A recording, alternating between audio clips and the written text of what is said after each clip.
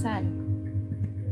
Jadi, sistem pernafasan merupakan sistem yang memiliki fungsi utama untuk melakukan respirasi, di mana respirasi merupakan proses mengumpulkan oksigen dan mengeluarkan karbon dioksida. Fungsi utama dari sistem respirasi ini adalah untuk memastikan bahwa tubuh mengekstrak oksigen dalam jumlah yang cukup untuk kebutuhan metabolisme sel dan melepaskan karbon dioksida. Kemudian teman-teman, klasifikasi dari sistem respirasi ini dibagi dalam dua bagian, yaitu saluran pernafasan bagian atas atau tractus respiratorius superior dan saluran pernapasan bagian bawah atau tractus respiratorius inferior. Saluran pernafasan atas terdapat di luar rongga dada, yaitu rongga hidung, faring, laring, maupun trakea bagian atas. Saluran pernafasan bagian bawah terdapat dalam rongga dada, terdiri dari bagian bawah trakea hingga ke paru-paru. Jadi, organ yang termasuk dalam sistem pernafasan yaitu hidung atau rongga hidung, faring, laring, trakea, bronkus, bronkiolus hingga ke paru-paru. Kemudian yang pertama kita masuk pada rongga hidung. Hidung merupakan organ utama dalam sistem respirasi yang terdiri dari bagian eksternal atau bagian luar dan bagian internal atau bagian dalam. Hidung pada bagian eksternal terdapat rangka penunjang berupa tulang dan hyaline cartilago yang terbungkus oleh otot dan kulit. Rongga hidung bagian internal digambarkan sebagai ruang yang besar pada anterior tengkorak atau inferior pada tulang hidung dan superior pada rongga mulut. Rongga hidung juga dibatasi oleh otot dan membran mukosa. Kemudian yang kedua adalah faring. Faring ini merupakan organ bagian atas tenggorokan yang terbentuk seperti tabung panjang. Organ ini terbentang dari hidung hingga menuju ke sistem pencernaan. Faring sendiri berperan penting dalam sistem pernafasan, sistem pencernaan, bahkan juga dalam proses berbicara. Faring pada sistem pernafasan berfungsi sebagai penyaring, pengatur tekanan, dan juga kelembapan udara. Kemudian yang berikut ada laring. Laring ini merupakan saluran pernafasan bagian atas yang membawa udara menuju ke trakea.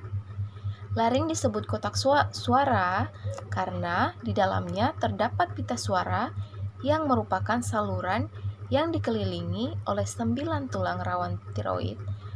Dan pada laki-laki dewasa, laring ini bisa disebut dengan jakun. Kemudian ada trakea.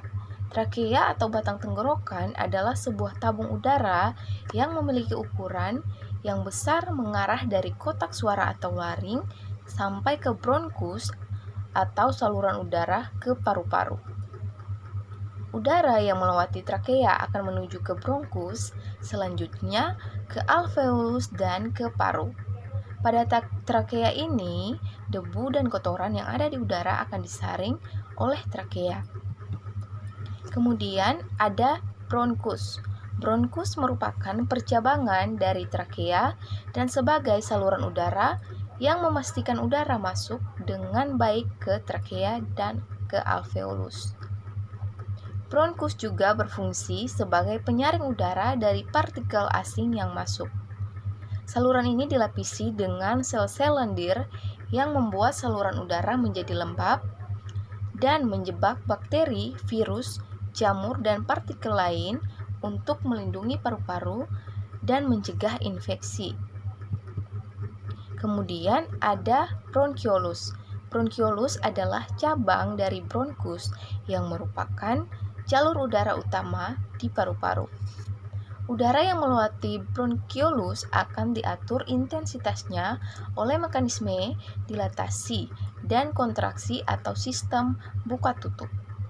Bronkiolus sendiri terbagi menjadi tiga jenis, yaitu bronkiolus lobular sebagai bagian terbesar, bronkiolus terminal sebagai tempat transitnya udara, dan bronkiolus respiratori yang mengantarkan udara langsung ke alveoli.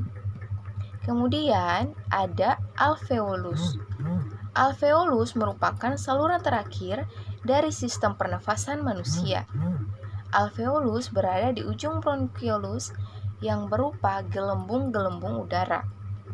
Alveolus sendiri berfungsi sebagai tempat pertukaran oksigen dari udara luar ke sel-sel darah tubuh dan karbon dioksida dari sel-sel darah dalam tubuh keluar menuju ruang terbuka.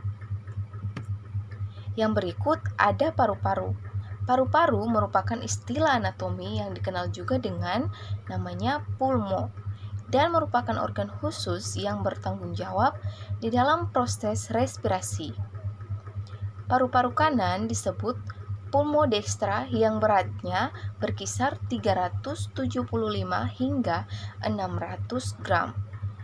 Dan paru-paru kiri disebut dengan pulmo sinistra dengan beratnya berkisar 325 hingga 550 gram. Setiap bagian paru-paru disebut dengan lobus, di mana paru-paru kiri memiliki 2 lobus sedangkan paru-paru kanan memiliki 3 lobus. Fungsi paru sendiri diantaranya yang pertama adalah sebagai alat respirasi atau alat pernafasan, yang berikut sebagai pengendali pH darah, dan yang berikut sebagai reservoir atau tempat penampungan darah di dalam tubuh. Kemudian ada juga yang namanya pleura.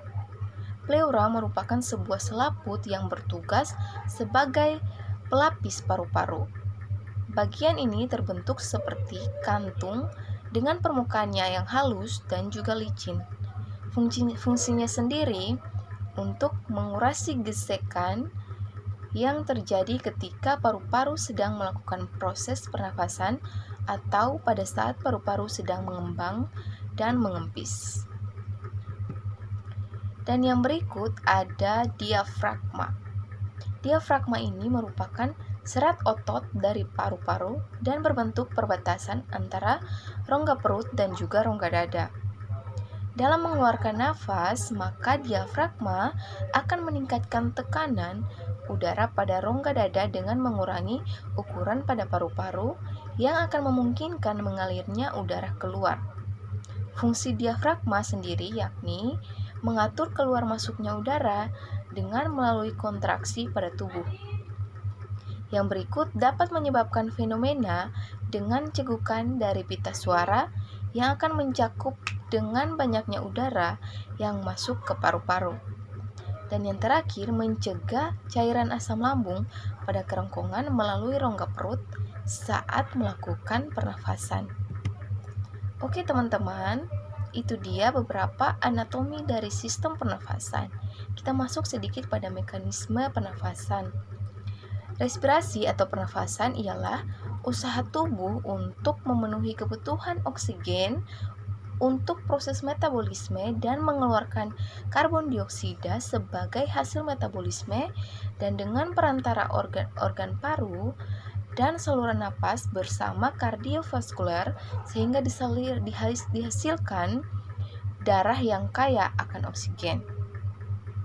Adapun 3 tahap respirasi diantaranya yaitu tahap ventilasi, di mana peristiwa masuk dan keluarnya udara ke dalam paru. Kemudian yang berikut ada tahap difusi, di mana perpindahan oksigen darah alveoli ke dalam darah, karbon dioksida dari darah ke alveoli. Dan yang ketiga, tahap perfusi, di mana terjadi proses distribusi darah ke dalam paru. Sehubungan dengan organ yang terlibat dalam pemasukan udara atau inspirasi dan pengeluaran udara atau ekspirasi, maka mekanisme pernapasan dibedakan atas 2 macam, yaitu pernapasan dada dan pernapasan perut yang terjadi secara bersamaan. Oke teman-teman, demikian presentasi singkat dari saya terkait dengan anatomi fisiologi dari sistem pernafasan. Semoga video ini membantu teman-teman